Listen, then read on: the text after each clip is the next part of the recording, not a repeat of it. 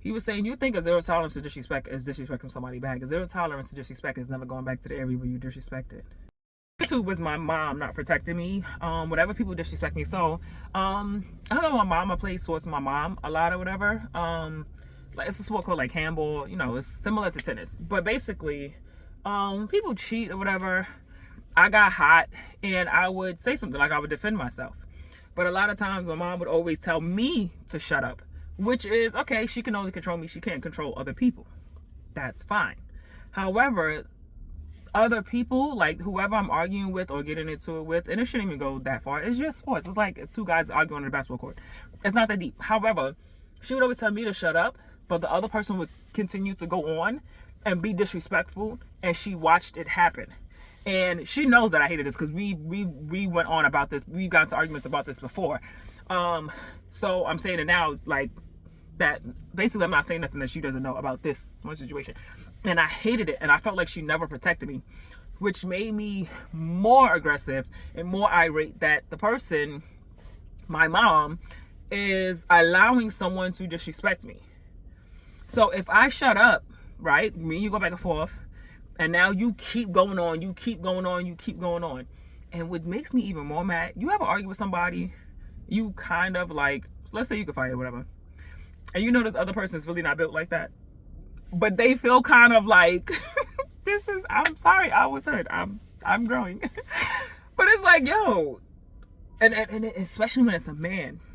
And it's like, when that other dude last week cursed you out, you was real quiet. But all of a sudden, you talking to a female, and her mother tells her to shut up, and you feel so froggy now.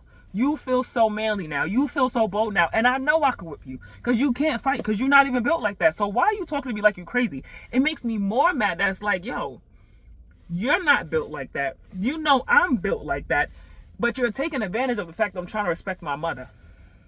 Now everybody's getting cursed out. I didn't care what my mother said. I didn't care what the people said.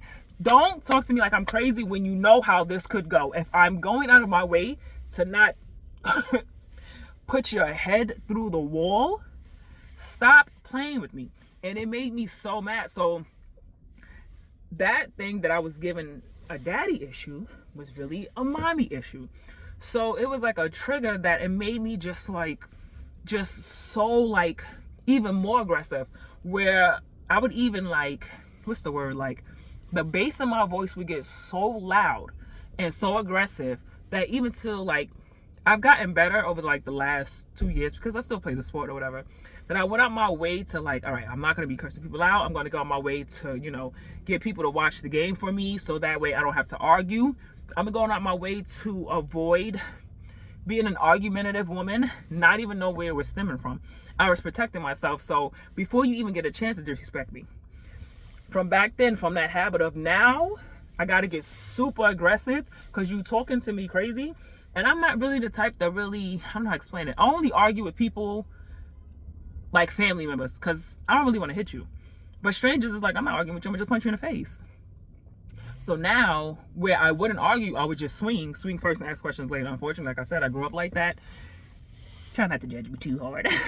I've gotten better. I've gotten a lot better. But it's like, I'm going on my way to show you respect, and you going out your way to take advantage of this moment. And you know how it could really go. So then my behavior towards being cheated, or like not in a relationship, but like in sports and stuff like that, was to get hyper aggressive. And I mean like super aggressive, where like the whole park would go like, there she go again, she going off again. But it's like, you're not going to disrespect me, so now I'm going to disrespect you. So I picked up a habit of disrespect, and I thought zero tolerance to disrespect was disrespecting you back. This I actually learned from God. Is like, he was saying, you think a zero tolerance to disrespect is disrespecting somebody back. A zero tolerance to disrespect is never going back to the area where you disrespected. Period. You keep engaging in this disrespectful behavior, going back and forth, that you're picking up disrespect, thinking that it's a zero tolerance for disrespect, when you're being infected by disrespect and becoming more disrespectful. I hope that made sense. So one or two of me dealing with these traumas is one, being disrespected. My mother allowed people to disrespect me in front of her presence, which I will never let that happen to my children. I don't have kids yet, but I'm gonna have to deal with this now, so I don't like you ever see people that go all the way to the other side, the other extreme? I don't want to be in the extreme where I scare my own kids, but to protect my children in a proper and healthy way. So, and the first one was realizing that my need to protect myself didn't come from childhood, it came from dating. So yeah, follow for part 3.